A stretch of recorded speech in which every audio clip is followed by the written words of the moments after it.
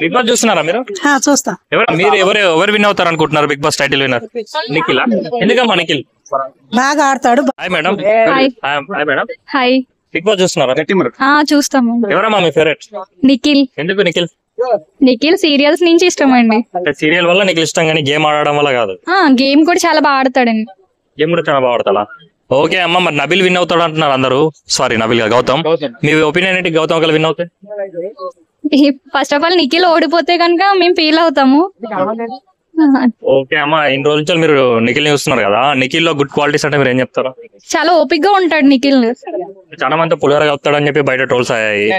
Starting లో సోనియా, తర్వాత యష్మి, ఆ తర్వాత ఫ్రెండ్స్. లేదు అలా అంటారు అంతేగాని ఆయన కలపట్లేదు కదా, ఆల్రెడీ చూస్తున్నారు కదా. డబుల్ మాస్ గేమ్ ఆడారు అని చెప్పేసి కూడా టాక్ నడిచింది కొన్నాళ్ళు. మీరేమంటారు? ఇంకా లేదు అదంతా రోమన్.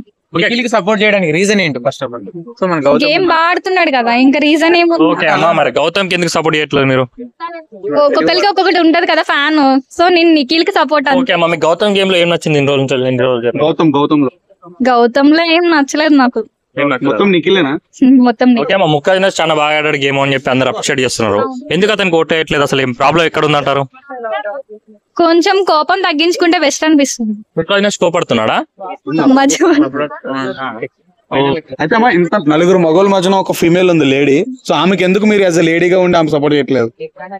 లేడీ అని కదా, ప్రేరణ అంటే కొంచెం యాటిట్యూడ్ ఎక్కువ కనబడుతుంది. ఫైనల్ ఇప్పుడు గౌతమ్ విన్ అవుతారు అనుకుంటారా? నిఖిల్ విన్ అవుతారు? నిఖిల్.